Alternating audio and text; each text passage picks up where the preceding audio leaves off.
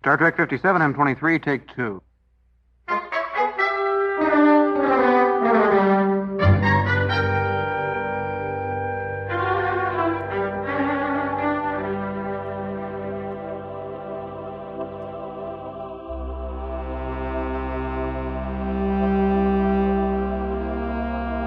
It's the It's Got Star Trek podcast.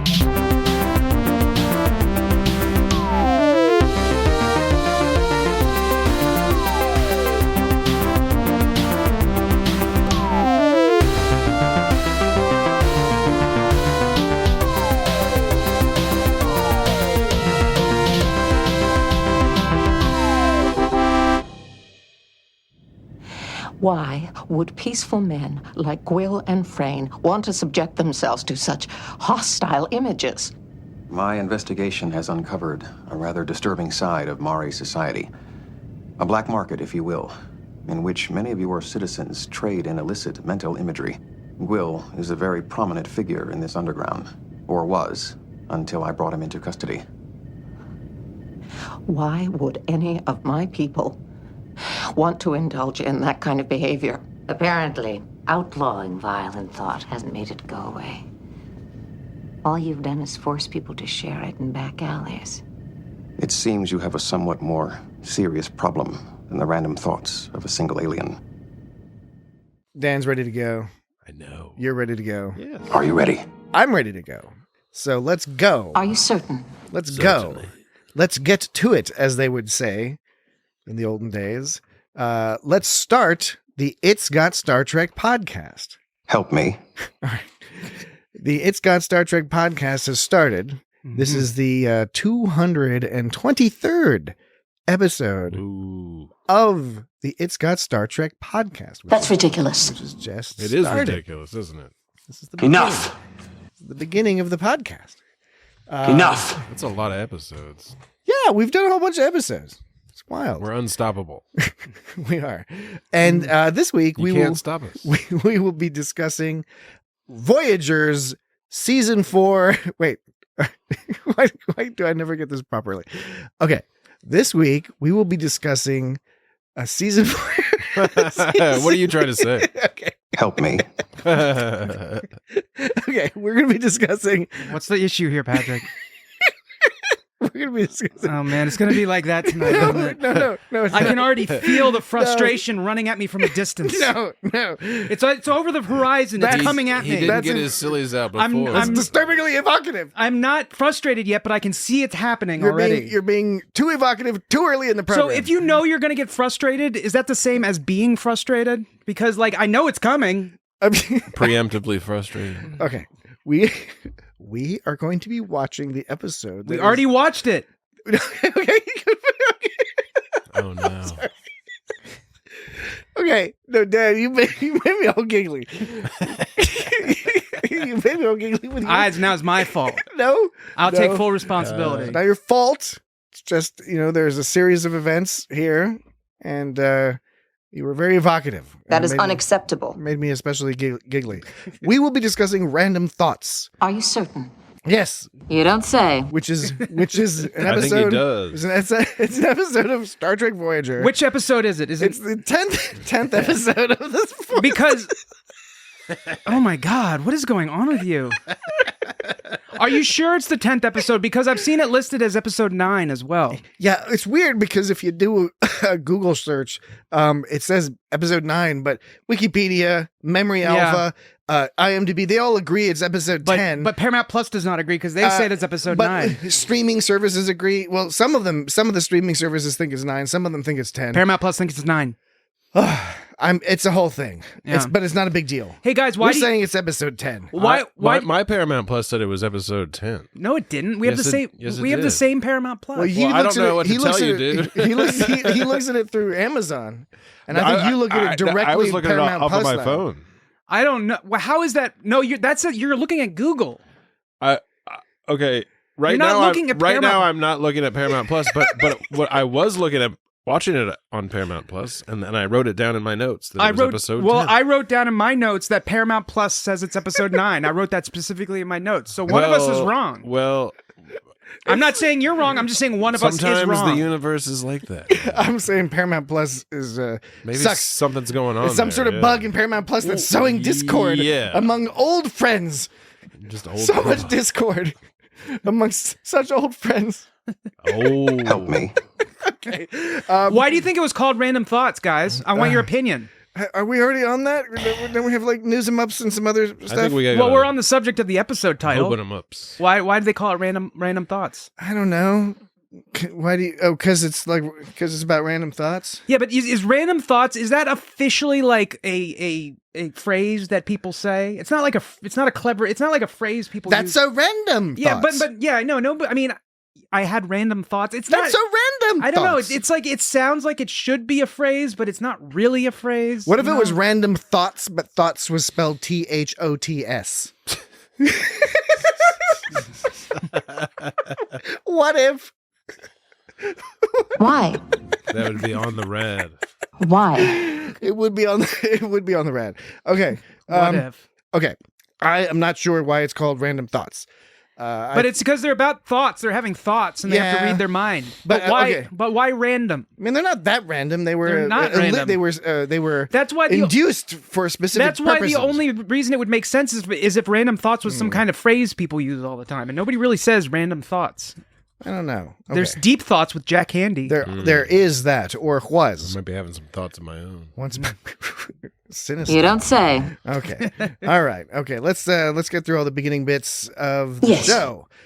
So news 'em ups. They're on the rad. They are on the rad. Main news 'em up is Jesse is back. Yay! Last week he was remote. I'm back in the same room as these fellas. Out of abundance.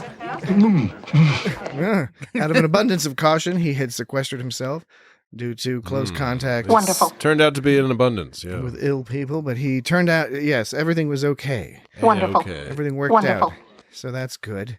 Oh, how wonderfully tart. And I found some an interesting little thing on telepathy, which I'll discuss at the beginning of the second break. You don't say. Our second break fun 'em ups.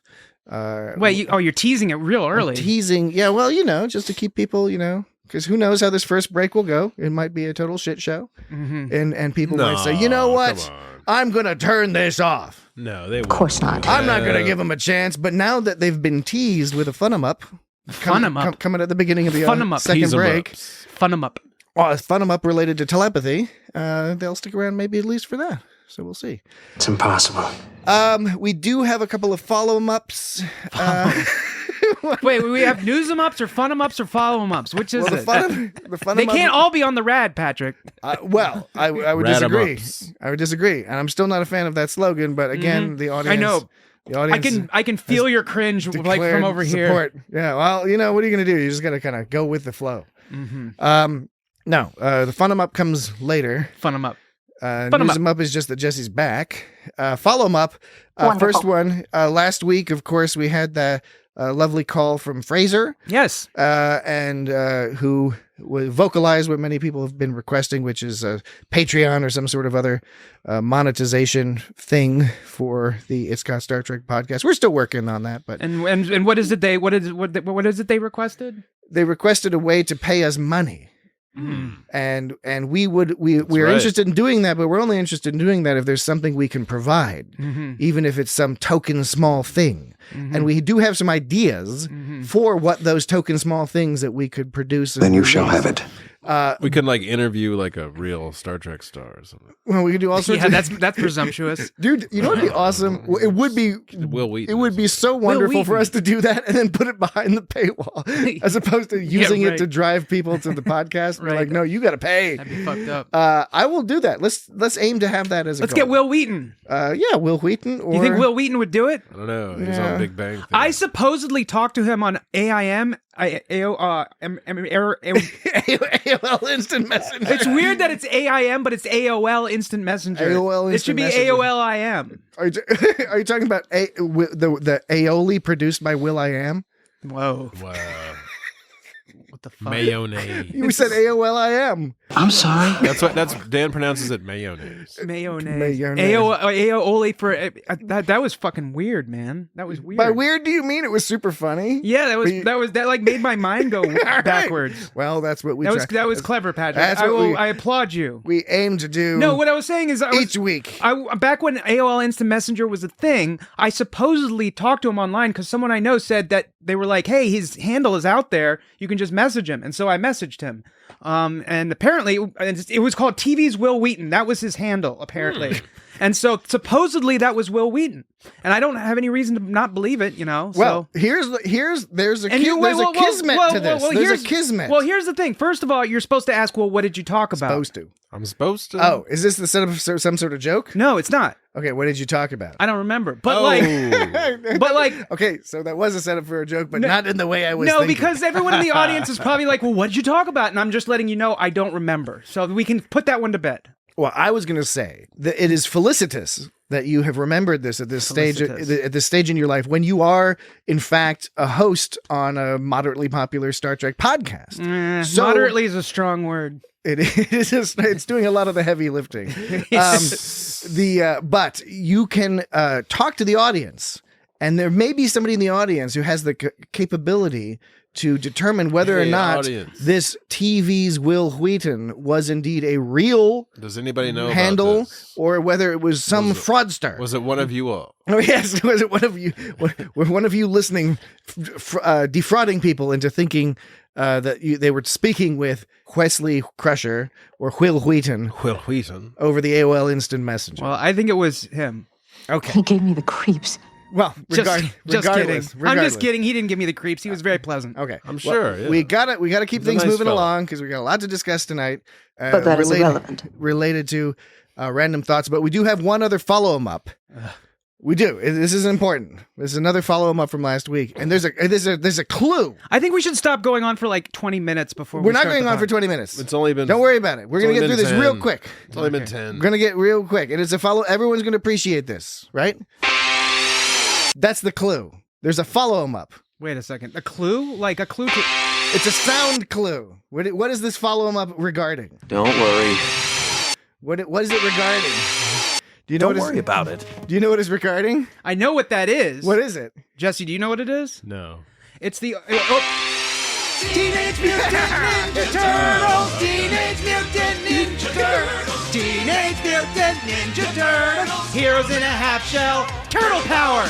Yes. I knew exactly what that was. All right. Of course you would. I wouldn't. Yeah. All right. I wouldn't know it. I have to. I see what this is. I have to admit that Dan was right. You were giving me so much shit too. But not about this. He was right about a bunch of other stuff, but not about this. What? You were not correct about this. Last week you brought up your belief that the line in the song, in the Teenage Mutant Ninja Turtles 1987 opening theme song, the line regarding Raphael was that he was cool but crude. Yes, and that's what it is. Whereas I and others on the internet have argued that it is cool but rude. That's incorrect. Right. Yes, you argue that that's incorrect. The bulk of the rest of the human population argues that is cool but rude. So I found the song and I recorded it. And so now let's listen to this is the important bit. Splinter taught them to be ninja teens. He's a radical rat. That's what Splinter did. Donatello does machines. That's a fact, Jack. What does Raphael do? Raphael is cool but rude. Crude. No, cool but rude. Crude. Cool but rude. But rude. No. Cool but rude. But rude. No, look. Stop. But rude. Stop for a second. Thank you for playing that. I want to interject because it's my turn to defend myself. Thank you very much. I appreciate your... Okay. I typed in TMNT cartoon 1980s lyrics, and Google didn't even take me to a page. It just showed the lyrics to me, and it says Raphael is cool but crude. It's crude. But rude. I am looking at the lyrics source. I'm listening to the fucking I'm song. looking at the fucking lyrics. Oh yeah, because nobody's ever gotten lyrics wrong before. Nobody's ever gotten lyrics wrong before when they listen to them. This is a source's Music's Match. And it's Music's Match. Okay, yeah, we get it. I am looking at the official lyrics. It says music smash. All right. Well, I was hoping to have resolved that particular discussion, but I guess I have yet to resolve it. Well, I've resolved it already, like last week. So we will leave it to the good and hearty judgment of our listeners. They should look up different versions on the internet. I'm sure there's several copies of the lyrics. I do think though we do need to hear just the last half of the song, unrelated to this argument, just because for kind of the psychic necessity of having to conclude the song. Michelangelo is a party dude. Teenage Mutant Ninja Turtles. Teenage Mutant Ninja Turtles. Heroes in a half shell. Turtle power. Damn right. Okay. So that's all she wrote. That's all the news em ups and all that business. There's no mail em ups this week. Here's something interesting. Oh, shit. That doesn't actually clarify anything, but it is interesting. According to turtlepedia.fandom.com, it says in Turtlepedia, it has the lyrics, and in the lyrics it says Raphael is cool, but, and then it has parentheses C, and then RUDE afterwards, meaning that it could be both. They recognize the debate, is what you're saying. Yeah, they recognize the debate. Oh, there's a star. They're acknowledging the debate. There's actually an asterisk? An asterisk. Yeah, that's what word I was looking for. This asterisk. Well, there's an asterisk, but there's no follow-up asterisk. That happens a lot. What the fuck? There's no follow-up asterisk. I know. I've noticed that recently. You know, maybe that's one of those new things. One of those the dimensional things where like the corresponding text to asterisks is slowly being slurped out of our dimension. You know, like a Mandela effect type thing. Berenstain Bears. Mm-hmm. Right. Anyway. Yeah. It says, okay, there's a whole section that says crude or rude. Okay. Throughout the years, it has been disputed whether the theme song defines Raphael as cool but crude or cool but rude. The dispute stems from the fact that both terms have similar meanings, both can apply to the character, and multiple official sources using both terms. And then it goes on to talk about Except more for stuff. The actual song itself. Well, I hear crude, so I don't know what you mean by that. All right. Chuck Lorre's website says cool but rude. Okay. Yeah, well, okay. The lyric is clearly cool but crude in the cover used in the film Teenage Mutant Ninja Turtles Out of the Shadows. All right. Great. So that counts as being related to Star Trek because Teenage Mutant Ninja Turtles, the cartoon, started in 1987, which was the same year as TNG. Yeah. Right? So there we go. Star Trek. Star Trek. Star Trek. No mail 'em ups or voicemails this week. Meal 'em ups. If you would like to send us an old-fashioned email, you can email us at feedback@itsgotstartrek.com. And if you would like to send us a newfangled voicemail message, you can send in an MP3 or whatever, or go to itsgotstartrek.com/record, which will permit you to record a message of up to 90 seconds in length. Let me get this straight. You can only record 90 seconds? On that tool, yes. But you can listen back to it before you send it. You can cancel it, all that stuff. So feel free to go have fun. What the hell? Well, that sounded exasperating. Random thoughts. All right, we are 16 minutes in. More than that because of the opening clip. Shit. This guy's counting. And the intro music. But it was an entertaining 16 minutes. Yeah. This is meant to be an entertaining podcast. Yeah, but weren't you the one, Patrick, that said like people like to get to the business right away? Yeah, you used to say that. Well, it's also people like to be entertained. I mean, they're not listening to us to like have their minds fucking blown about how like amazing Star Trek is or whatever. They already think. But sometimes people are just like, I just want to get to the episode. Why are they, taking so long to get to the episode? Yeah, I mean, I tend to agree. Who with are that. these people? But what the episode is, that's the thing that can vary. That's the opinion. That's the subjective part of it. All right. Well, this episode was pretty violent, actually. It was about violence. It was about violence. So not only does a dude get bashed over the head and bloodied, Tally gets stabbed, and there's blood everywhere. Stabbed to death. Okay, there's a Jean-Claude Van Damme movie called The Quest. It was one of those fighting movies. I saw that movie in the theater. Yeah, I did too. It was a pretty good movie. But here's the thing. They were talking about how it was PG-13. Usually his movies were rated R. And because it was PG-13, there was no blood. That's how they kept the PG-13 rating. So by that rationale, this episode is totally rated R. Because it's got blood in it. Well, it was on like UP. I was wondering where you were going with that, but yeah. Okay. I get it. So what do you think? Well, I mean, Voyager gets like. Remember, we watched that the Cold Fire episode with Kes burning Tuvix up. Tuvok. Oh, Jesus, yeah. Tuvok. But I was thinking of Tuvix because that's another sort of emotionally violent episode. Star Trek Voyager doesn't fuck around. You don't understand the truth of violence. It's darkness. It's power. It's pretty intense. Yeah, you're right. That was a fucked up scene. Well, think about the. But this just straight up had Tally in a pool of fucking blood. No, I'm agreeing with you. It's the whole concept of this episode is great. It's very similar in the one sense to that TNG episode Justice. Remember when Wesley fell into a garden? Wesley, he like broke a garden, and then they were going to put him to death. He broke a garden. All those like party people. He did break a glass. Yes. Why? Did somebody also stab him in the ass? I don't know what you're talking about here. I know what he's talking about. Yeah, you know, is this a song? It's Yeah. not Singing a pertinent to the song? discussion. I'm not familiar with this song. He can break a glass. He can also stab you in the ass. Is this a Wesley Willis song? Yeah, that was. Yeah. Which song is it? Is that the chicken cow? Oh, maybe. Is that? Yeah, you know Yes. what? That's the chicken cow. The chicken cow. The chicken cow. The chicken cow. Wesley Willis is great. Chicken cow. If you folks are not familiar with Wesley Willis, Yeah, it says this. look him up. This beast killed as many as 100,000 people. Its wings can flap like a bird. It can break a glass. It can also stab you in the ass. The yeah. chicken cow. I think that was the first. I'm remembering it a little bit better now. It was either this or "Suck a Cheetah's Dick" was the first song I heard by I'm Wesley most Willis. familiar. Yeah, but the first one I heard was Vampire no, Bat. the first song I heard from Wesley Vampire Willis Bat. Yeah, I know. was "Suck a Cheetah's Dick," and then the second one was "Rock and Roll McDonald." Rock and Roll McDonald's. And then Batman whooped my ass. No, it's like I whooped. Oh wait, I whooped Batman's ass. And I then whooped Batman's but ass. there was also Batman. Someone whooped his ass. Superman beat my ass. No, I forget. Yeah, you're right. Yeah, I whooped Batman's ass. Superman did. He was running me amok. He was an asshole in the first place. Hey, Wesley Willis. That could be a different podcast. He left the Earth too soon. Fascinating. It is fascinating. Too many headbutts. Okay. So this thing, again, superficial similarities with that episode of TNG Justice, except in that episode, the whole episode was about this philosophical question of whether or not it is appropriate to follow the local laws, no matter how ridiculous they might be. Duly warned. And they went to the extreme, and it's a very sort of simple and straightforward story.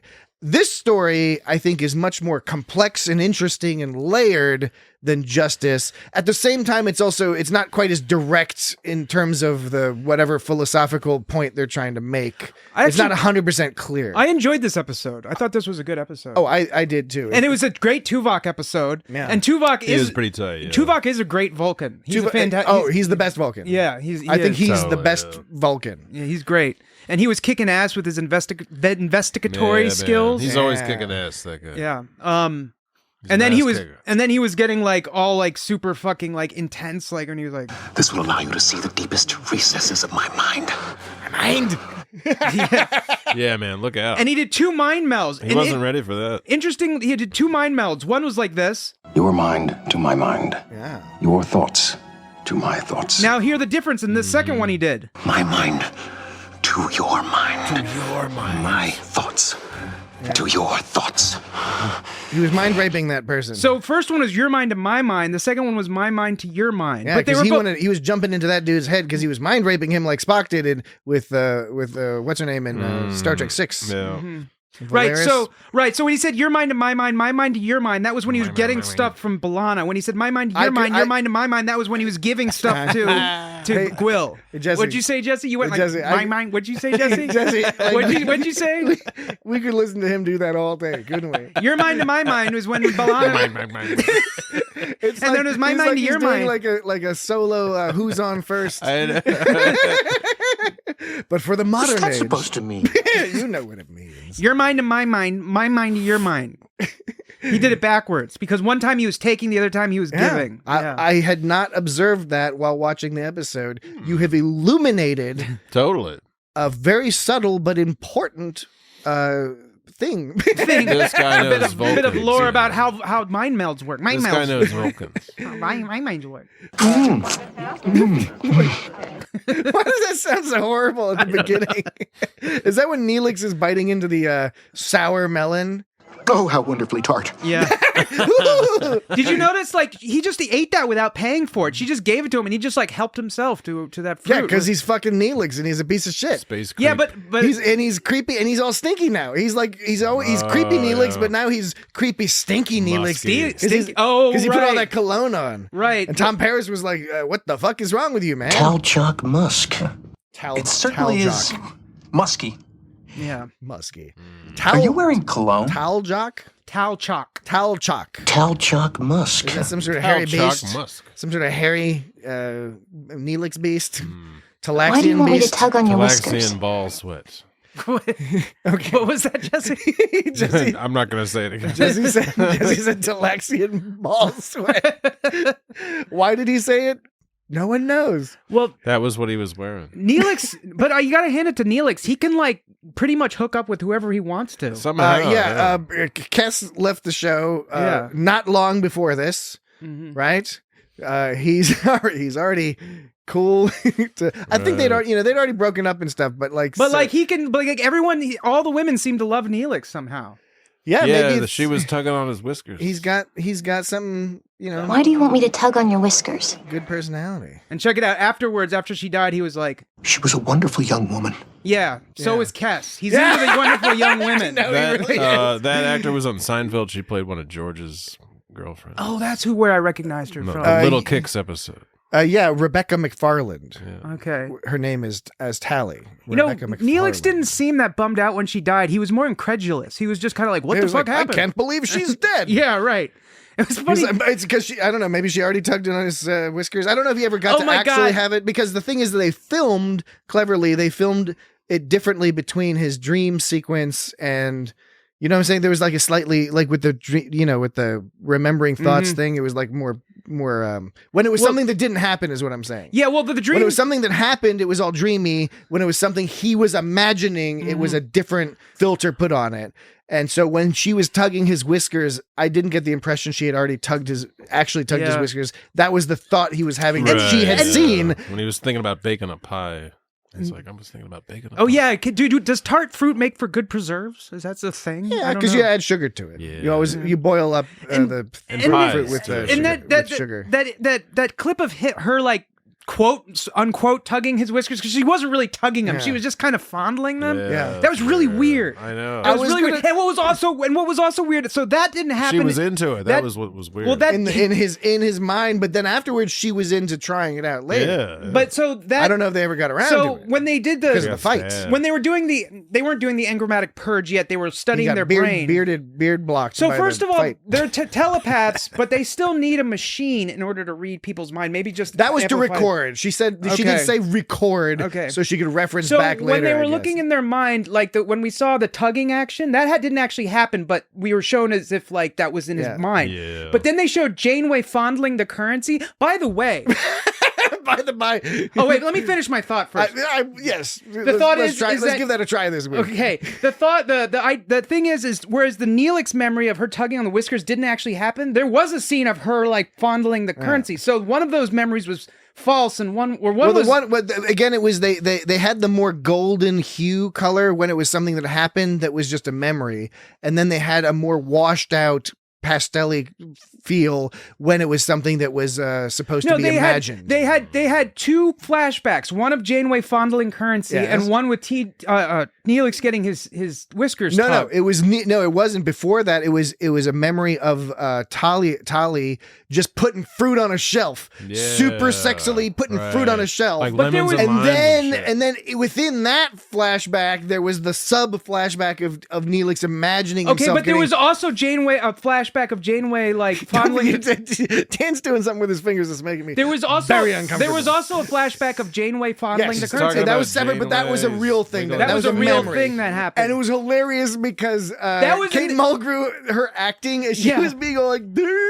I know, it was ridiculous. She had some really silly like moments there. She's always great. But anyway, the tugging whiskers was silly. Her fondling the currency was silly. At the very end, like when 7 of 9 walks away, and she's like drinking her cup. At the end, she all puts her eyes. She's like, who? And then she puts it down. She's like, dismissed, and gives some like weird smile. Yeah, exactly. About the whisker thing. Perfect.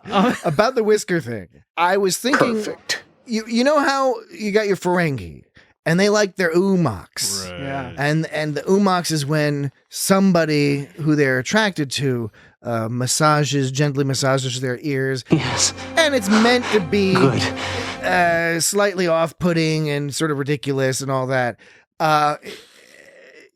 I found this beard tugging thing, it grossed me out way more. Yeah, it grossed and me I out, don't know too. why, because I've always been, the umox stuff is like, ew, Yeah.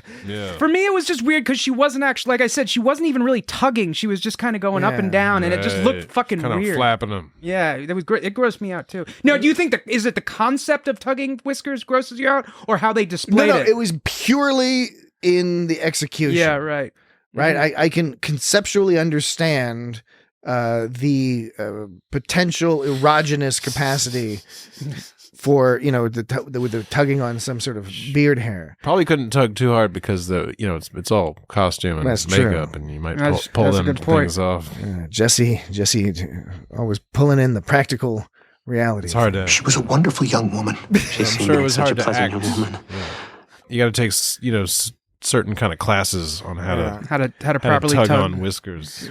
Creepy, stinky Neelix. Telexian But whisker on the subject of currency, so Namira was all talking about how like they had the brig and it was all barbaric that they hold people. But man, I think like who are they to talk? They have fucking dirty ass currency. Right. Like goofy ass coins. Yeah, like I mean, if you're gonna talk about putting someone in jail as barbaric, then having dirty ass coins They can that you record. They hard can, currency and like, lobotomies. they can Yeah, record right. Yeah, people's they- memories, but they don't have like imaginary money, like digital money. Yeah, right. Oh, that's a good point. It's kinda hilarious. They should have some They've kind got of. warp drive and transporters and all that other jazz. They're perfectly advanced people And relative to the Star Trek business. and she was all talking about how they when she had an enlightened they have an enlightened penal system. Yeah, they had a Enlightened penal system with lobotomies. yeah. We have an enlightened penal system here. And so the brig is not enlightened, but yeah, somehow like giving people lobotomies and sucking out their brains is totally like and they were like, and Janeway's like, that's dangerous. She's like, yeah, sometimes shit goes down. We're but- dangerous.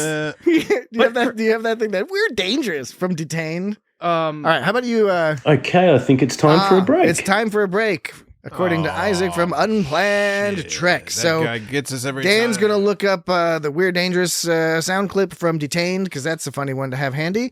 And when we cut back from the break, we will continue our discussion of random thoughts, Balana's on including an interesting little thing I found on the internet related to telepathy in a similar frame to this episode. All right, we will be right back.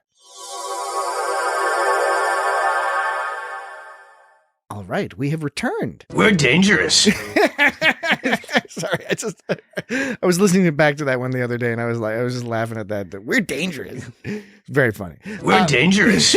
Well, I was saying also about Namira, like Namira had like a fucking attitude this whole episode. What was her title? It was not constable. She was part of the constabulary, but her The title. constabulary. She was her title was like chief erotic something. The chief erotic? That actor played one of those Klingon sisters. Lursa and Bator. Yeah, I think she's Bator. I'm one of the last officers still working for the constabulary. The constabulary. It's Barbaric. It's Barbaric. somewhere in Barbaric. there. Gonna Her- stab The constabulary. you later. Barbaric. Barbaric. Barbaric. The Constabulary. constabulary. Barbaric. That's good. Barbaric. Gonna stab you Barbaric. later. The constabulary. Barbaric. Barbaric. Barbaric. Constabulary.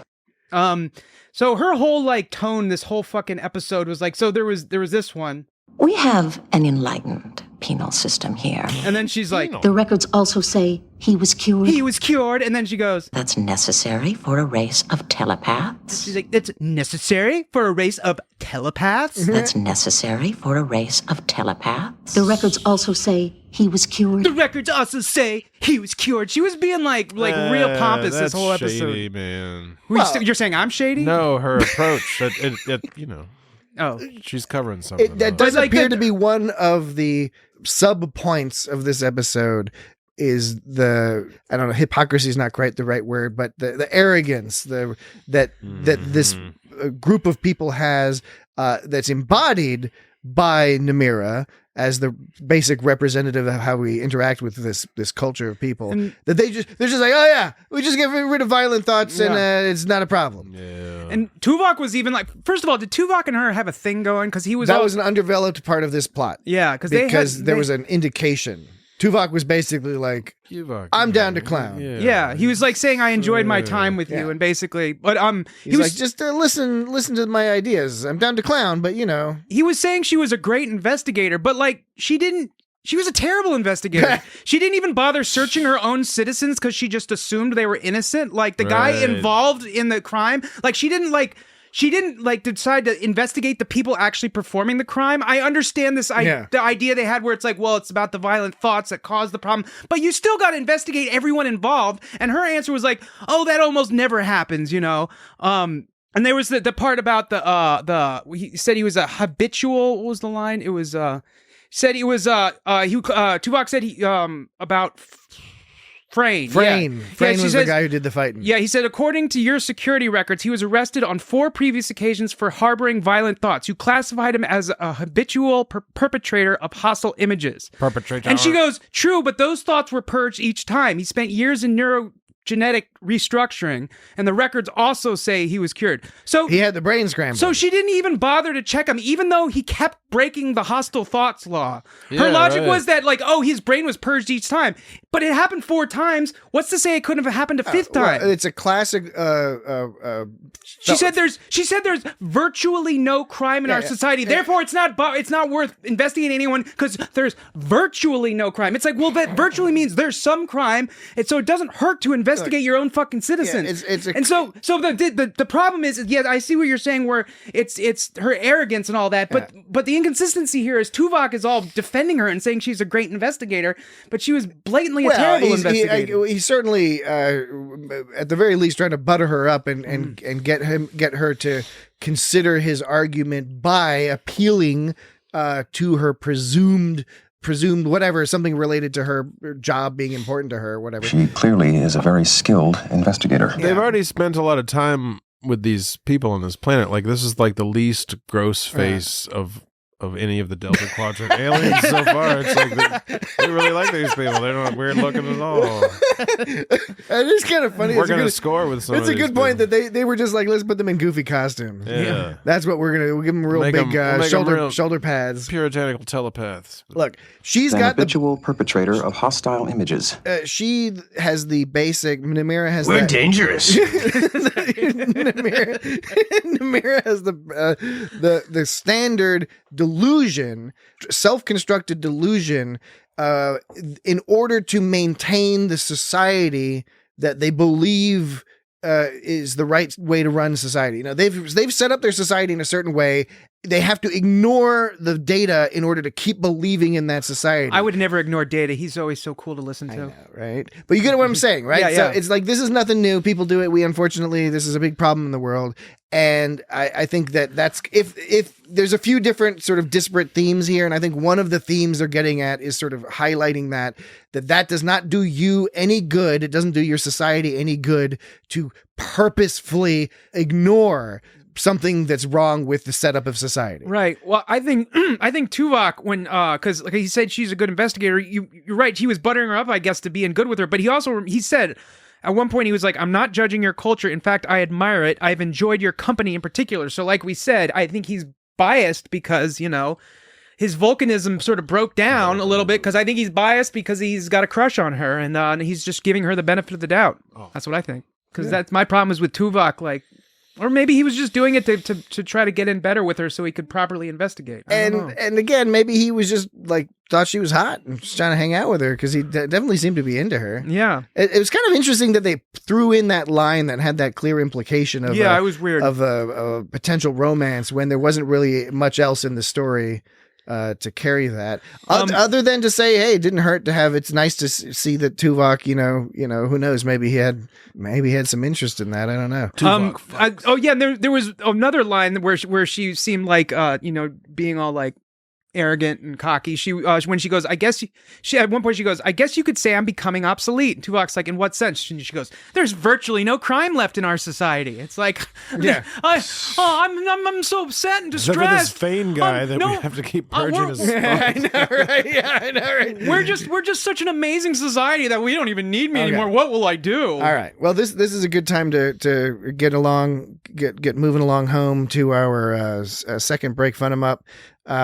So Then you shall have it. Then, because this episode, right, the whole setup is that people with telepathy can be negatively affected by accidentally or purposefully obtaining thoughts from somebody else. In this case, it's B'Elanna Torres gets mixed up in all this nonsense because she had a violent thought and that infected other people. Now, it that did happen. It's just that it happened in a different way. B'Elanna's on it. It happened in a different way than the inspector originally thought, a much more interesting way, which Tuvok was able to uncover with this whole concept of the illicit trade in scary memories and thoughts. Right. But it still happened, this whole idea of telepathic thoughts infecting those people around them, right? So I did some looking around, and this is not a new idea. This is something written, I don't know, it may have been quite some time ago. It's hard to tell exactly, but it's called Problems with Telepathic Sensitivity by Ken Meller. My foot hurt. Ken says, have you ever had an inexplicable surge of feeling? Have you ever had thoughts that seem alien to you? No. And what about impulses? Have you ever had impulses to do something that you would normally feel quite reluctant or completely opposed to doing? Do you ever have inexplicable aches or pains? Wait. If you do not, have you worked with somebody who has? Do you have feelings? Or do you know someone who does? And how do you explain these things? He goes on to say, Did you have a bad day yesterday? I think that telepathy provides the simplest explanation. Wait, who is this in many author? situations. Telepathy is always the simplest This is explanation. Ken Meller. It's an essay by Ken Meller. I'm only going to read a couple highlights. This is a long essay. I'll have the link in the show Who's description. Ken Miller? Not Miller, Mellor. Mellor. Who's Ken Mellor? I don't know. Some sort of bozo. Where did you know. find this? Okay, I'll get to that in a second. Okay. I'll tell you what the origin of this is in a second. Let me just read on a little bit more. So, as I said, he said, Smello. I think that telepathy provides the simplest explanation in many situations. Telepathy. Doesn't it? I have worked with a number of people who were put into hospital by well-meaning psychiatrists for symptoms which were the complete explicable result of telepathic sensitivity. Telepaths. People who were evidencing no other symptoms.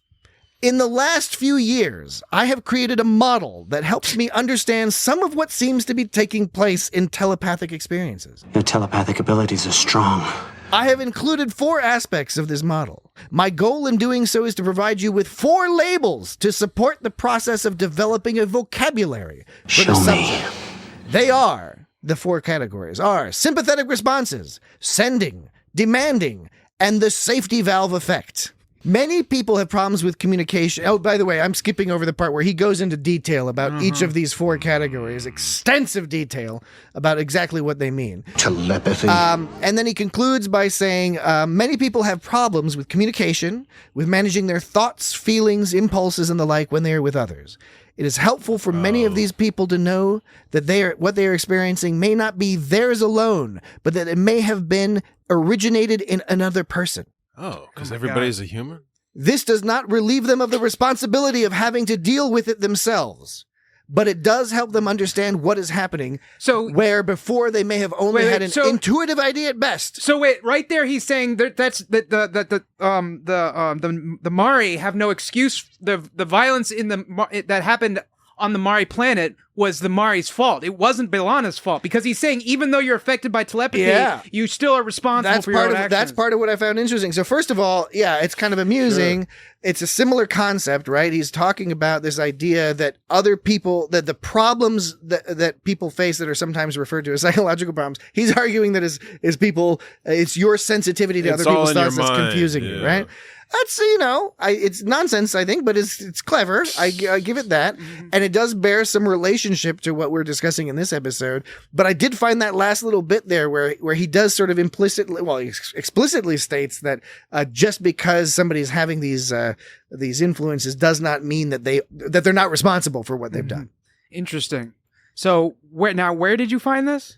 I found this on the internet. Were you just looking up telepathy essays? I forget exactly what the search term I used was. But it was this at the bottom of the essay. It says produced by the Awakening Network Incorporated. Oh, the P.O. Awakening Box Network. P.O. Box 271 Seymour, Victoria 3661 Australia. Oh, that's Australia. Telephone +61 3 5799 1198. International facsimile +61 3 5799 1132. Email contact@awakeningw.net. I don't know. Victoria has the same abbreviation as Virginia, doesn't it? Website http://www.awakeningnetwork.net. Now, He gave me the creeps. what I find interesting about this is that their email is contact@awakenw.net, but their website is awakeningnetwork.net, and they're called the Awakening Network. So Wait a minute. shouldn't it be contact@awakeningnetwork.net? Anyway, I'm not going to complain. I'm not going to yell at people for that, but I'll have the link so people can read the thing in its entirety. Mm-hmm. Wow. So that is that's the argument for the existence of telepathy, but against the idea that you are responsible for telepathically imbuing actions into people. Yes.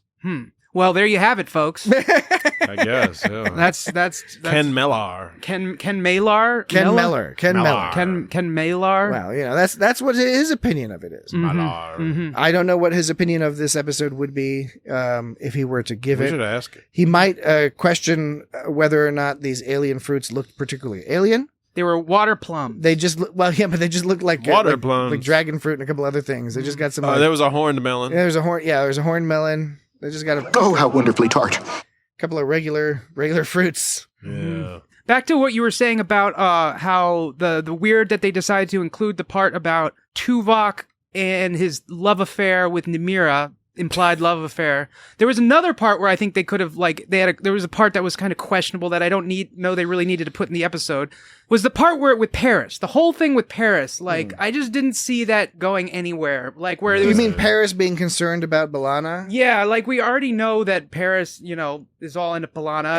And they sort of dropped that story thread because it was all like Paris, you develop a plan to rescue B'Elanna.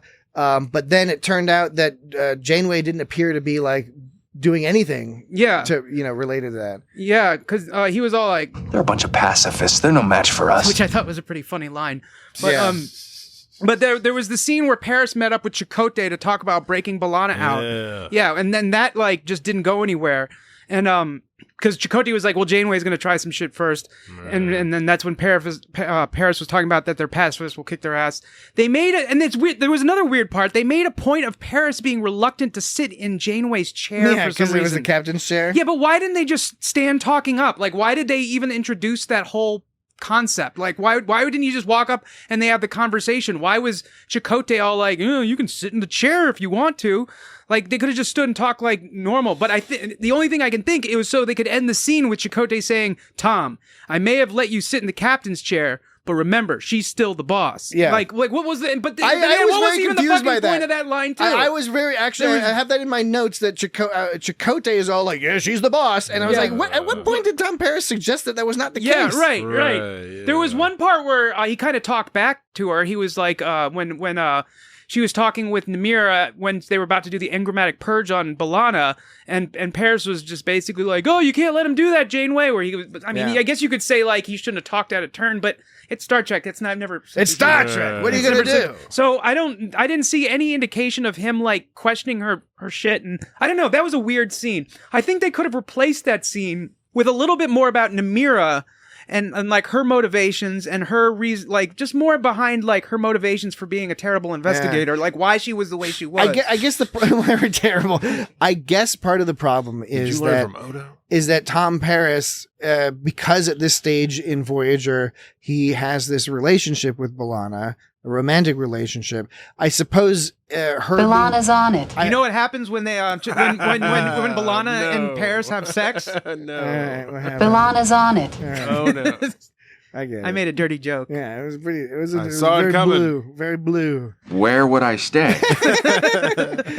No, okay. Yeah, Hologram. I think that Hologram. there is a logic to the idea that if we were to see an episode in which B'Elanna was in trouble and Tom Paris did not play some role in arguing on her behalf, people would be like, "Well, what the fuck?" Yeah, I guess that's right. But it just didn't go. It just didn't. Well, they didn't finish it. They didn't. Yeah. They didn't have like a scene with him and Janeway being like, "Let me explain why there's a whole philosophical reason why we have to do this." It was just the show. Are Just you sort of, saying it's a crime to think about violence?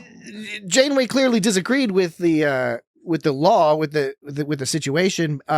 But at the same time, she wasn't even questioned. It wasn't even like a debate. Like in Justice, there was the whole like, oh, well, should we follow the rules or not? It's like Janeway's like, well, no, of course we have to follow the rules, and we could lose our chief engineer and head of security. And that's what gets to the whole thing that 7 of 9 was talking about. And I love early 7 of 9 because 7 of 9 at this stage is so fucking direct. Yeah. And the best part is in both her conversations with Janeway and She was careless with her thoughts. and with and with Neelix and B'Elanna, like in all those cases, I was like, you're right. Yeah. She's totally right. Yeah. Then we are in disagreement. Right. That is unacceptable, It's like but that is irrelevant. Just head home and don't stop to talk to anybody.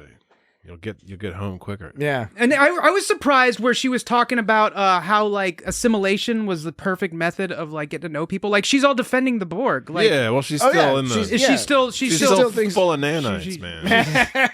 and then Neelix is all like, Perfect. Perfect. That was perfect. Flawless victory. Flawless victory. That was perfect. Perfect. Perfect.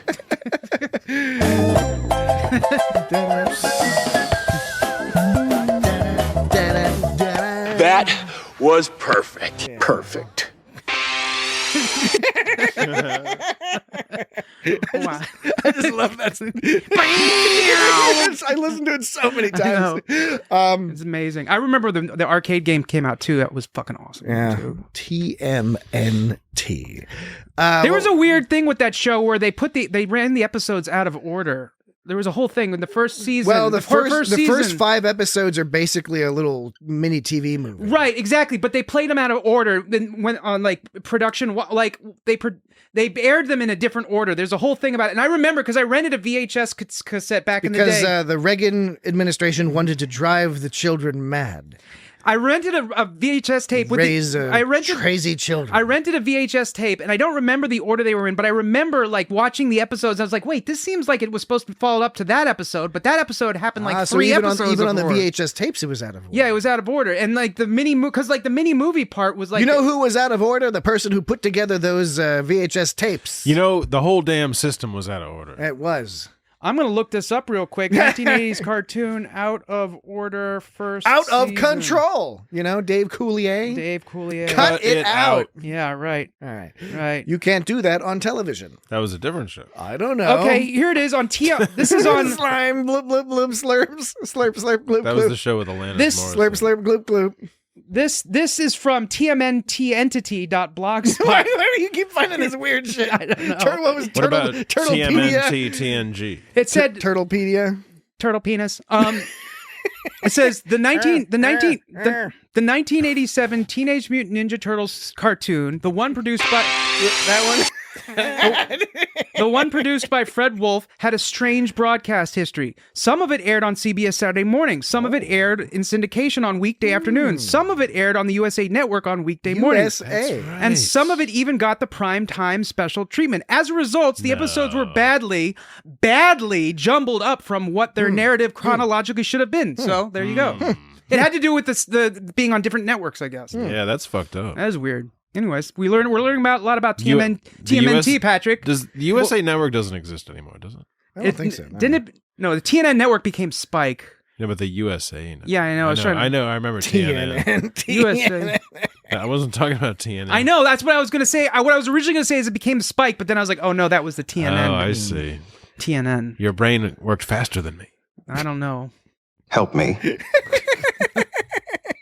So will not help. There was hardly any Harry Kim in this episode. He had one line. Oh man, It was like, there's Harry Kim, and then there was nothing. Basically, no Harry Kim. Come on. Do we want pretty much everybody? You get the doctor at the end. A little bit of Doc. Duly warned. Also underutilized. Do we want to talk about this creep, Gwill? This guy was a total creep. Gwill? Yeah, man. Gwill the creep. Oh, I know. Gwill was played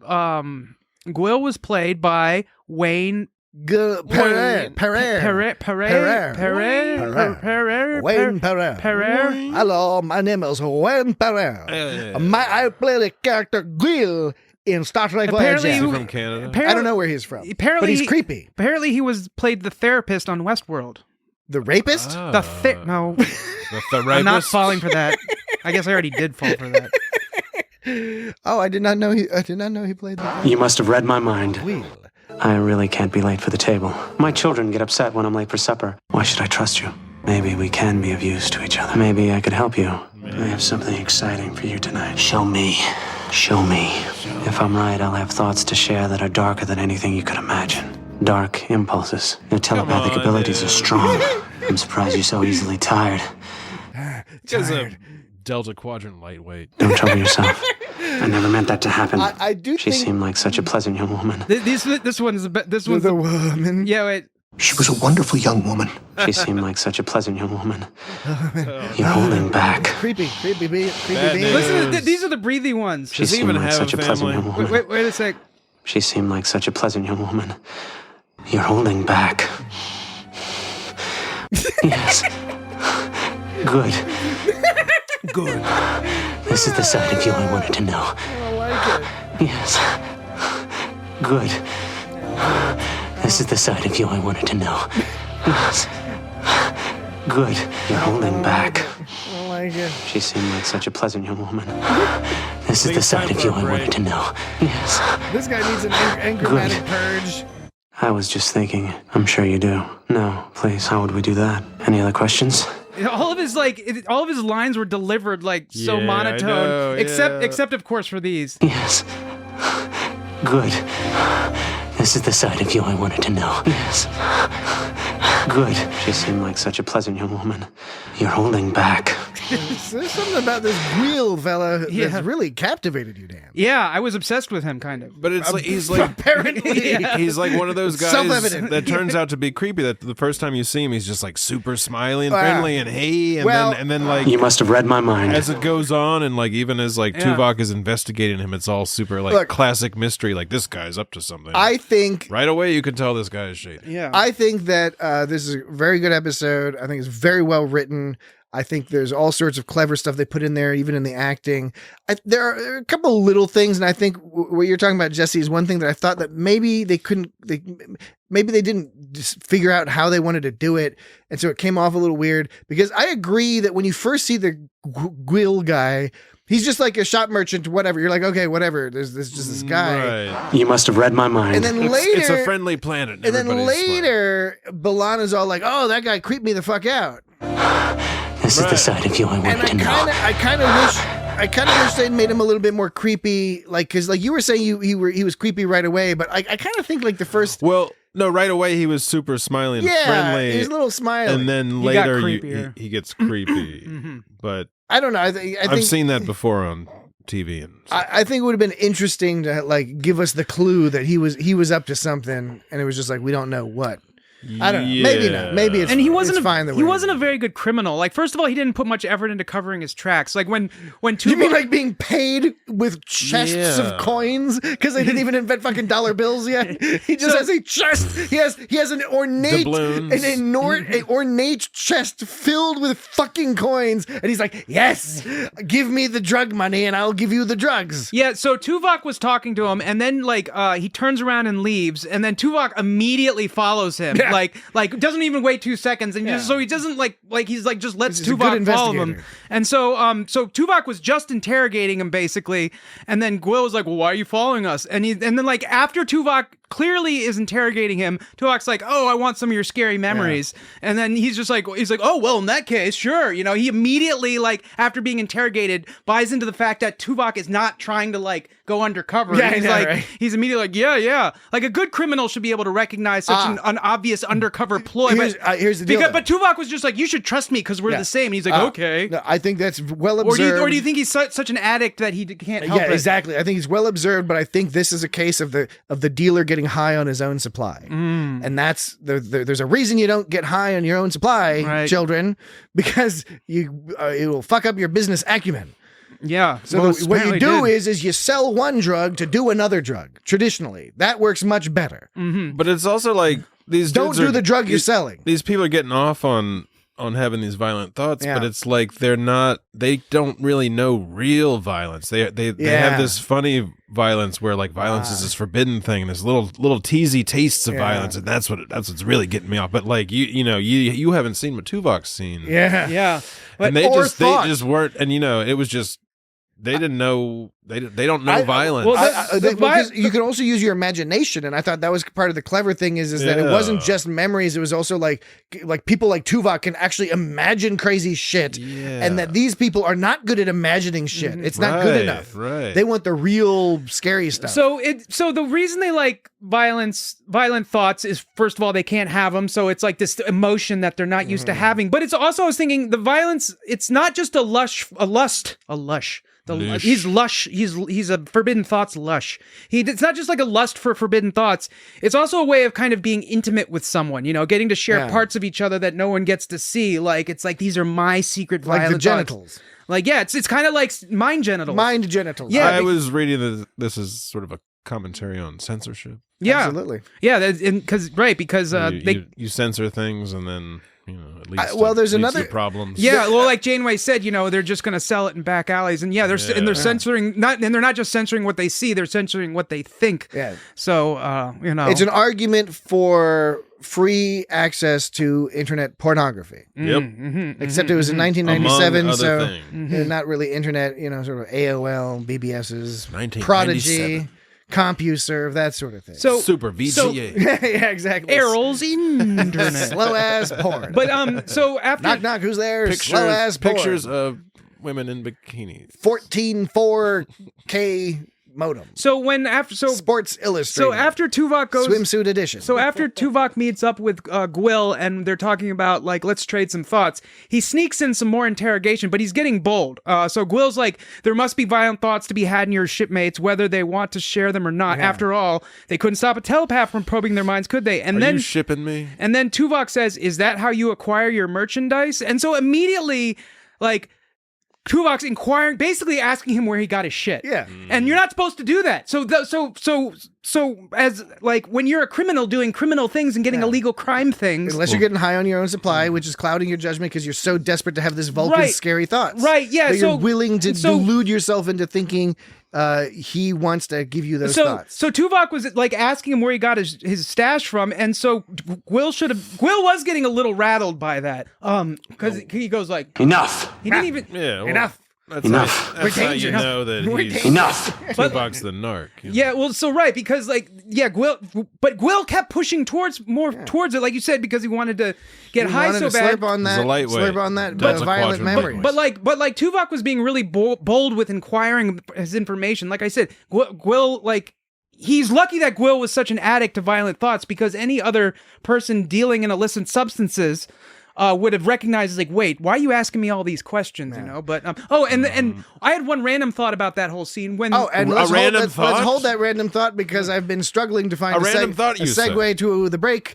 So that's a good opportunity. You have a random thought that you're going to hold in your brain. We're going to take a break. When we come back from the break, we will talk about Dan's random thought. This episode was called Random Thought. Whoa. We will be right back. Whoa.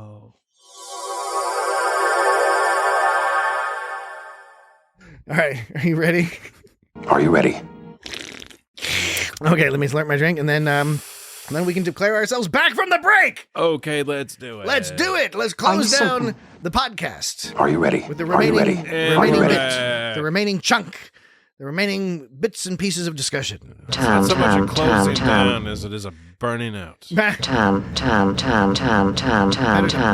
Burn out, then to fade away. Barbaric. According The constabulary. to the people Barbaric. in the Highlander movie. The constabulary. Barbaric. I'm digging that. The constabulary. Constabulary. Barbaric.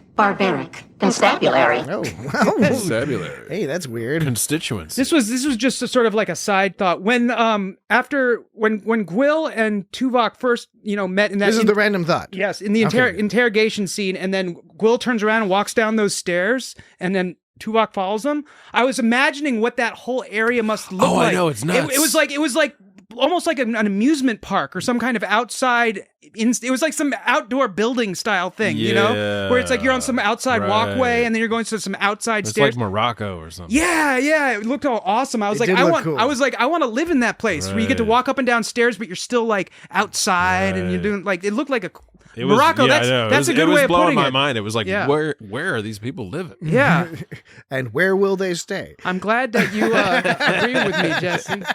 Where would I stay? It's like they took a wacky office building and put a bunch of like shit in the hallway, and they took the roof off. There was a lot of cool stuff, like that odd overhead shot of Voyager. Oh, in I like orbit. that. Yeah, that was really cool. I made a note of that too. I thought that was a really awesome shot. It was really nice production design. Yeah, it was a cool perspective. How like because you could tell they were in the atmosphere and there was the ground below them. And then that little town square that was obviously, super cramped and tiny because of it looked like a TV set, but at the same time it had a nice, other than the human fruit, it had a nice alien vibe to it. And the human looking people and the human fruit.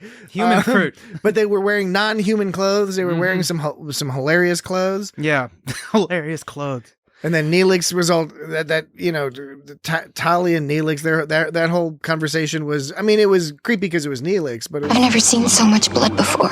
But it was, it was good. I was sad to see Tali die. Yeah, but it was worth it to like hilariously watch some old woman be like, "You idiot!" It was scary. It was like, "This will teach you to watch where you're going. Watch what you're doing, idiot! You're like, you idiot!" It's like the electric grandma going crazy. Oh no! Oh wait, this was the one. What? Hey, idiot! Watch what you're doing! Watch what you're doing, idiot! This will teach you to watch where you're going, you idiot! You idiot! Hey, idiot! Watch what you're doing! The idiot stepped right on it. Yeah. My foot hurt. So One Direction. Why do you want me to tug on your whiskers? One Direction. That's a band, isn't it? It occasionally is. What about Boys for Now? Where's that from? That's from Bob's Burgers. Hello, burger children. Bob Burger. That's your name. It says it on the side. Bob Burger. Bob Burger. Teddy, that's not my name. You think my name is Burger? That's right, Bob Burger. Oh, we're getting the gigglies again. The bleeps and the bloops. The bleeps, the sweeps, and the creeps. Try a multiphasic bioscan. Raspberry. Only one man would dare give me the raspberry. It took me so long. It took me decades to get that joke. I bet many of you out there in the audience, I bet some of you don't get that joke. Raspberry is a slang term for going like wait, like raspberry. Wait, you mean this noise? I thought you were going to play one of the farts from last week. Was it last week that you were playing all those farts? Was that last week? I can't remember. I just remember because we normally get emails, but I guess I made such a big deal about how we get emails every time we do a fart show. Oh, that's right. Yeah. But I don't think we got any emails. About come the on, farts. guys. A gas grenade. Oh yes, yes, that's right. It was Spock's gas grenade. Gas grenade. Okay. That's what they call them on Gas grenade. No. I had an actual point. I had one of those occasionally. We do gas grenade. Try one time per episode at least to have an insightful comment. I think we've already gotten a couple in earlier, but another one I think if I may be so bold. But that is irrelevant. If I may be so bold, is that a direction they didn't go with this that I thought maybe even if they couldn't do it entirely, it would have been cool to hint at it, is you have a culture that supposedly has removed the idea of having violent thoughts. Yes. Now, obviously, part of this story is that that's not entirely true and that now there's an illicit trade in it. True. An analogy to the illicit drug market and how prohibition does not necessarily Or other eliminate things. the drug Yes. market and can cause problems of its own. But they did not also look at the idea of what does it do to a culture or an individual, you can go either way, when you don't have the violence in your mind, right? And I don't know if I'm articulating this correctly, but what I mean to say is these people acted like basically normal folks. Mm-hmm. And then they just declared they had no like violent tendencies and violent thoughts. And you could believe from what information we had that probably most people didn't really have that many violent thoughts. Mm-hmm. That it really was something that along with the Vulcans, they'd kind of started moving down that path like the Vulcans had gone down, right? Like they talk about, but they didn't talk about how that affects somebody, because with Vulcans, the effect is they did the whole like we have no emotion thing. And it's very clear that their personalities are different than a normal human personality because of that, doing that. Or normal sentient creature brain style.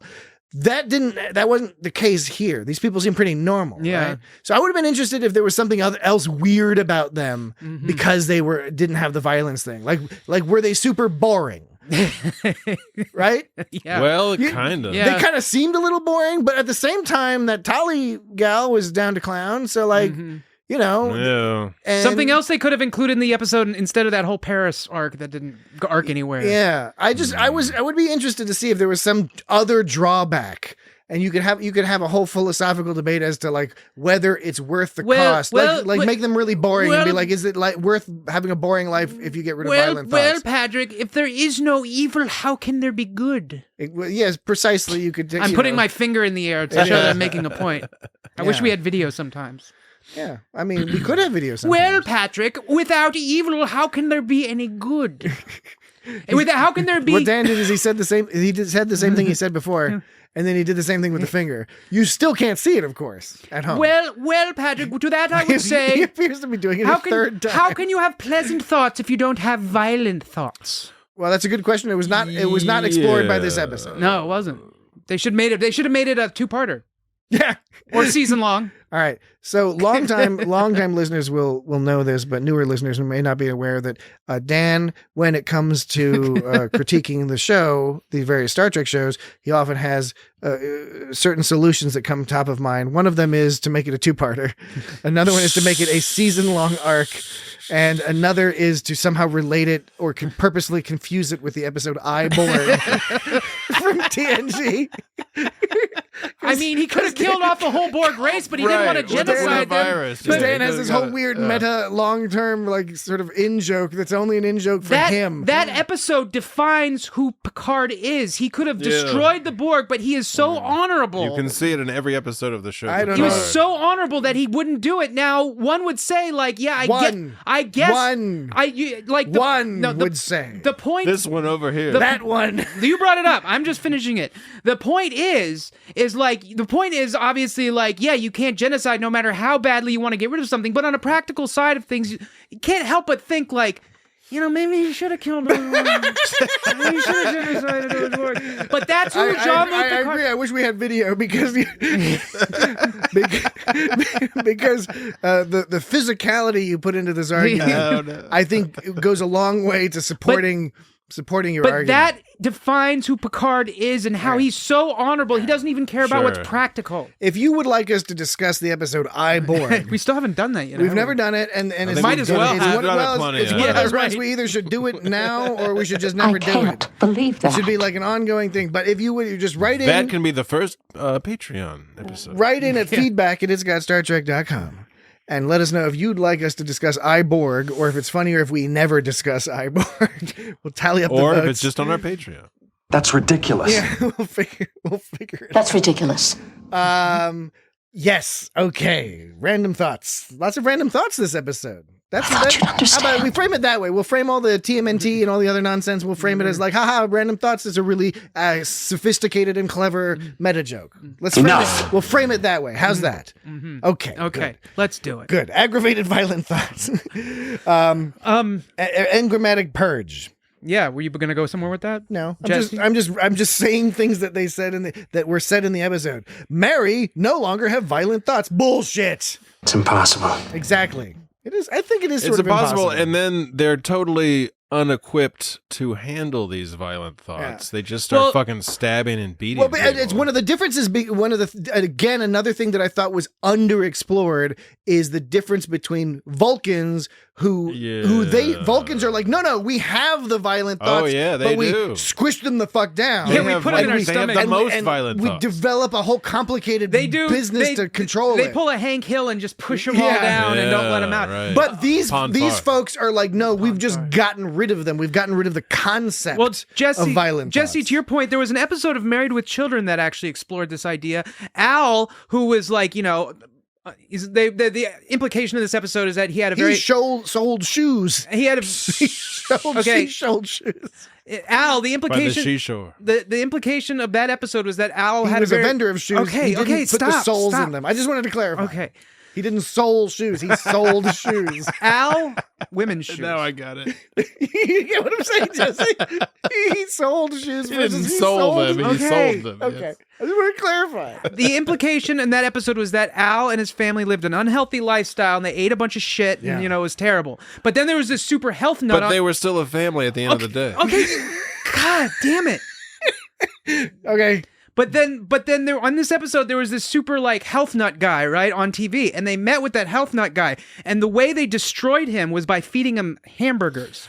And the point being, of course, is that if you live a pure lifestyle, any kind of impurity will fuck you up more. Exactly. It's kind of like back to King of the Hill when Bobby Hill was put in that hot box, and like that the hot box that destroyed most men. Bobby Hill was fine because he's just used to lounging around and being all unhealthy. So like more unhealthy, more bad for you shit is just kind of like.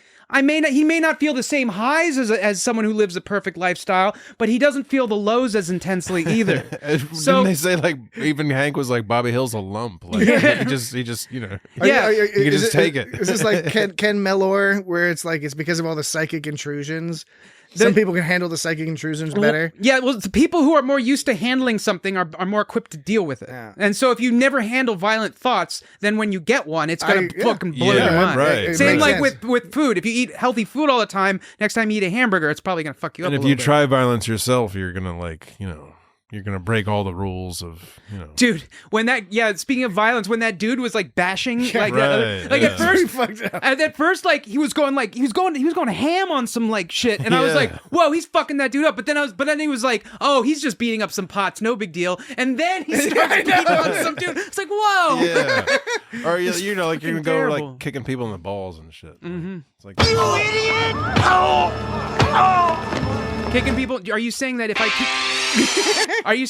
kick you in the balls enough, you will stop feeling it? Well, no, I'm saying that like in societies where there's violence that's normalized or whatever, you don't go around kicking people in the balls. You have rules about fighting people. You hit above the belt. Right.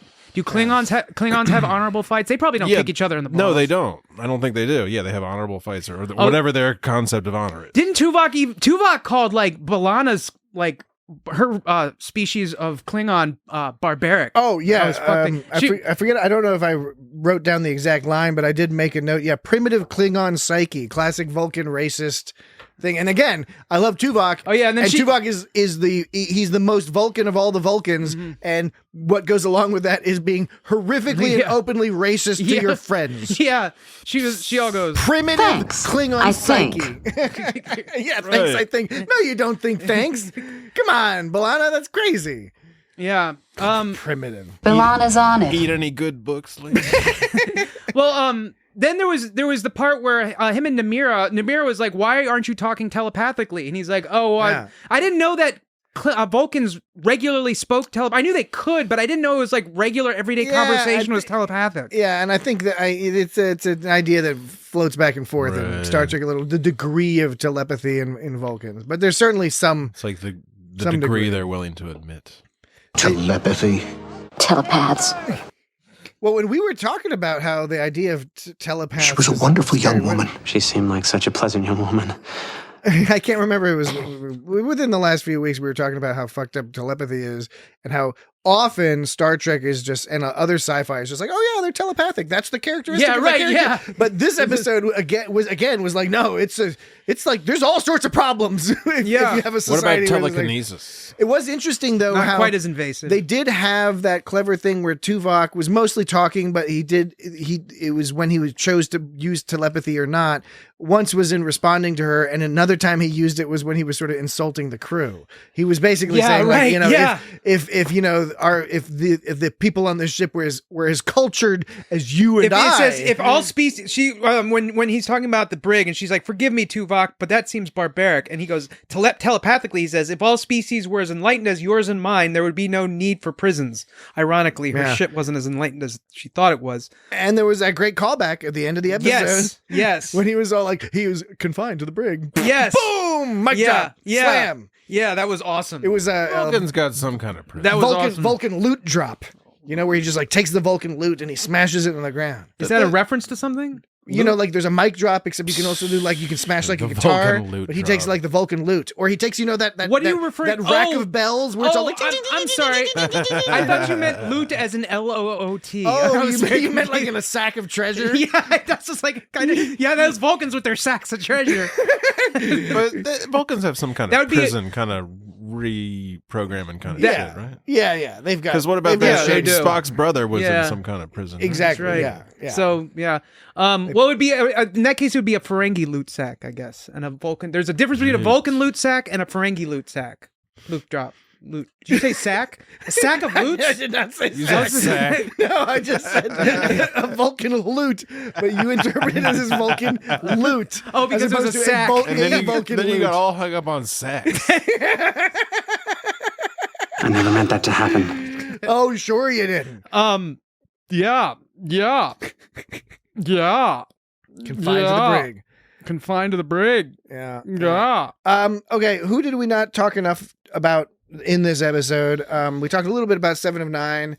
I wanted to mention real quick, like at the end, did you notice that at the end she was wearing high heels? Not only was she wearing, like when she went into Janeway's office, not only is she wearing high heels, but how can we make this actress as uncomfortable as possible? And the high heels were the same color as the rest of her outfit, like a purple. Not only that, I think she was wearing like what are those pajamas kids wear with footies? You know, where the feet are covered. Oh, right, like all footy style. Yeah, I think she had footies on her, like her spandex leotard thing, because like not only did her high heels look the same color as the rest of her outfit, it didn't look like there was a break between the high heels and her leotard or whatever you call it. So I think there were footies on it. I think Jolene Blalock, fucking.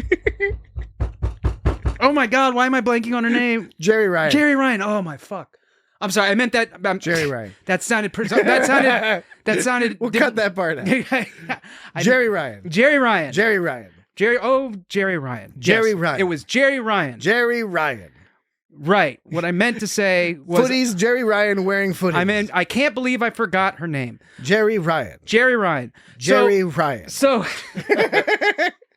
Jerry can be a boy's name as well. Yeah. And Ryan is a common first name for a boy. Yeah. So she's got 2 first names. So I'm wondering if Jerry Ryan had to put on high heels first and then over top of that put a leotard starting at the feet that went over her being, but also also over her high heels. You see what I'm saying? Like she had footies, except she was. It's like if a kid had pajamas with footies, pajamas with footies, except they were wearing shoes under pajamas. If they were wearing shoes underneath the pajamas with footies, you see what I'm saying? You see what I'm saying? I like to do like the night shirt. Do you know what I'm saying? With like a robe. I know what you're saying. So she was wearing high heels, but then she had her leotard over top of the high heels, and it was all part of. I think that's like what was a going 90s on. Thing. It was a weird looking kind of outfit they gave her.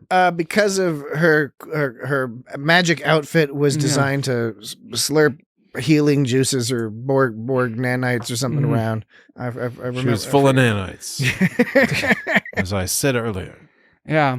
Yeah. Yeah. But Yes. 7 Oh and yeah, 9. we were talking about okay, were you still talking about 7 and 9? Well, yeah, because I was just going to make the one comment we touched on it a little bit before about how she's so direct.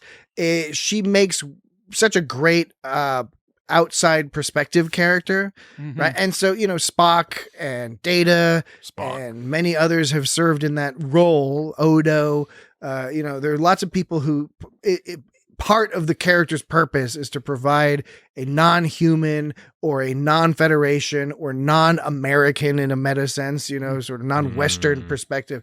And I think that 7 of 9 is that just, Kelpie guy on Discovery. yes, The Kelpie guy? Saru. He's talking about Saru. Oh, Saru, yeah. He's Jesse was right. It's Saru. It's not. Kelpian. It's not Saru. Saru. Yeah, Patrick. You said Saru. He's got hooves. It's okay. Patrick said Saru. He's got hooves. Hey, look at my hooves. What's this from? Look at my hooves. My hooves. Look at my hooves. Yeah, What's that from? I knew he would do that. I did that. I said that on purpose. I said the thing about the hooves on purpose. You guys know what that's from? Dan would make reference to that. I think I used to. I know what that's from. What is it? It's from that movie. You don't remember what the movie's called? I remember the movie.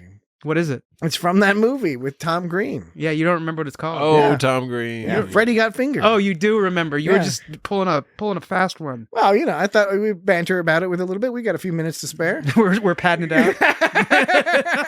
Random thoughts. Ooh, random thoughts. Ooh, we did it on purpose. Ha ha. That is unacceptable. It was the plan the whole time. Random thoughts. Ha ha. It's a joke. It's a joke on the title. Ha ha. I thought, T-H-O-T, thought, I mind already made that joke earlier. Ugnaught, astronaut, cosmonaut, Russia, the Earth, in the universe. How big is the universe? Oh no, it's as big as itself. What does that mean? I don't know. Dude. Thoughts.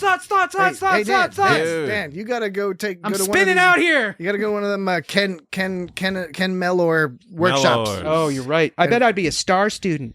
I mean, you very well might be. The whole thing about the telepathy, and I don't know why Janeway and B'Elanna were so willing to participate No, it's sort of in getting their ridiculous. fucking mind probed. Yeah, it was silly. That was silly. I would be there. And Janeway was even like, wait, Yeah. let me get this straight. Like, wait, wait a second. And she's like, okay. And she was like sitting down, and then She's like, okay. and then they all pushed her head back, and Janeway was all like, my word. Let me get this straight. Yes, they collided accidentally. Maybe we could poke a few holes in the chief examiner's case. Are you saying it's a crime to think about violence? Settled for $250. Let me get this straight. The crew seems to be making the most of our stay. Why were you beating that man? Try a multiphasic bioscan. Wait a minute. Let me get this straight. Settled for $250. I would never volunteer for holes. any kind of mind probe ever. They so casually do that. I don't want people knowing what's going on up here, man. And well, they're already telepathic, so they can already know what's going on up there. They're saying now we're going to record what's going on. And they actually admit in the episode they reference this because when Tuvok does a mind meld with B'Elanna, she's like, I don't want you knowing what's going on there. And he's like, don't worry, I'm only going to focus on the important parts. All parts. specific. So they even admit that probing someone's mind is very intimate, and it's the second time I've used that word this episode. But intimate? Intimate. Yeah, so I was talking about how sharing violent thoughts is not just a lust for violent thoughts, but it's also a form of intimacy to share these kind of forbidden. It's almost like mind sex. It's like you're sharing these forbidden thoughts with people. Intimate. Earl's intimate. So they even reference this in the episode, and this mind probe, they're going all over the place. I would never They volunteered for the investigation, and through volunteering for an investigation, B'Elanna got arrested anyways. So, which is also ridiculous, And Amira was being really rough in that interview. She's like, she was. I don't remember what she said. She was basically like, "Tell me," She's like, she started getting aggressive. She was being really aggressive. More aggressive with B'Elanna than with Neelix and Janeway. And they did that trick where they She was a Klingon. Yeah, the classic. I know what you're talking about. The editing. The editing where they show the interrogator saying something, then they show the person answering, then they go back to the interrogator, which has the effect of keeping the audience off their feet. When they confused a little bit. When they show the image of the interrogator questioning the person, then they show the person answering the question, then they go back to the interrogator asking the question, and they go back to the person answering the question, except it's a different person answering the same question, but slightly off, and then they go back and they keep showing the same interrogator, but shooting back to it, and you never know when it's going to go to the next person. Keeps the audience on their toes. Yeah, it's always fun. It's not new. It's a fun thing. It's always fun though. It's a classic filming technique. Wait a minute. It's the magic of television. It was television. It was a good episode of Star Trek. Mm-hmm. Very good. All right. Janeway was all side eye in that chair when she was in it. When she was like in that chair, she was Janeway, like, what's going well, on? this was classic Voyager in that it was a great concept. It was largely well executed, well written, very well acted, but it also had a few weird plot holes in it. But I enjoyed it. It was I thought it was an enjoyable episode. I really like this episode, and I liked even though Gwill. I think decades since I'd seen this episode. It really was a long time since I'd seen this. Even though Gwill, like he went from like being Yes. Good. This is the side of you I wanted to know. to like. I'm sure you do. No, please. How would we do that? Any other questions? Like totally, like even though a flat affect. Yeah, I still like enjoyed his character. There's something about his character I just like. I like looking at. He looked like BJ Novak to me. Yeah, yeah. I thought he looked like BJ Novak. Well, and I also thought the character Tally was great because again, she gets killed fairly swiftly in the episode, but like. Like an idiot. There's an impact. You idiot! You feel the impact.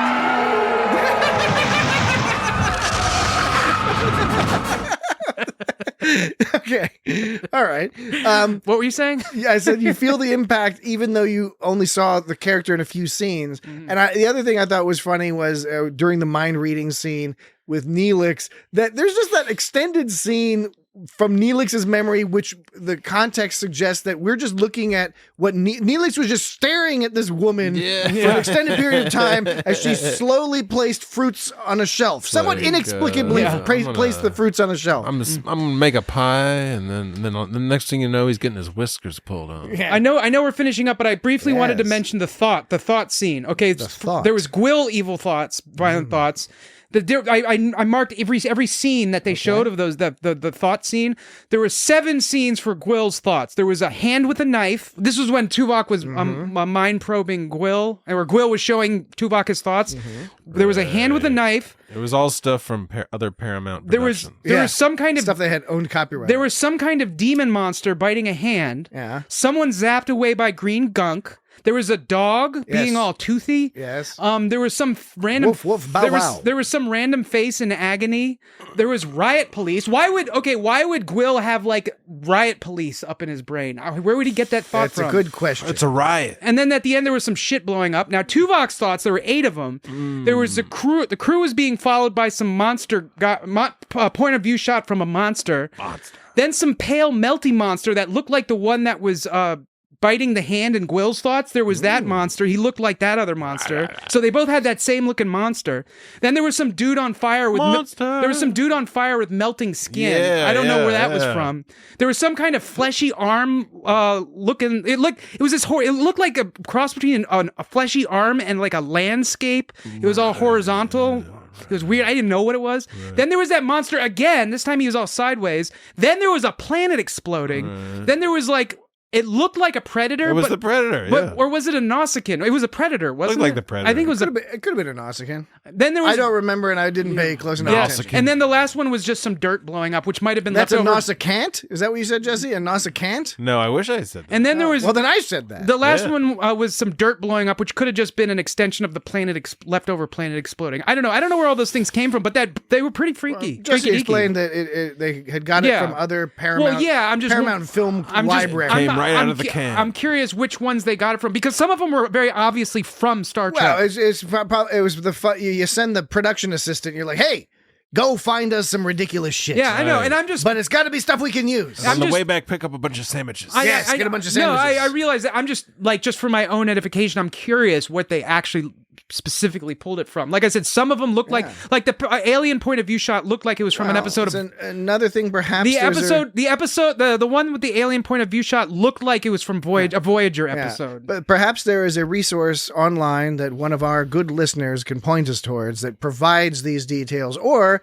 the other option is that we could look these up on our own, and we might do that for fun. I don't know if that information is available. Well, me neither. But if it is, if it is available, or if you have any other reason to contact us, you can write to us at feedback@itsgotstartrek.com. That's right. And you can also go to our website, www.itsgotstartrek.com. It's a good website. You got all our podcasts there, and you can pick the categories. You can pick a show. It's a library. Yeah, it's like there's all sorts of stuff to do there, and you'll find out stuff early on the old website. So the Mari were intolerant of the culture on the Enterprise, and most of the Enterprise also thought the Mari was sucky. Then Seven was like critical of the Enterprise culture, and then Neelix was critical of Borg culture. They were all is Voyager not Enterprise?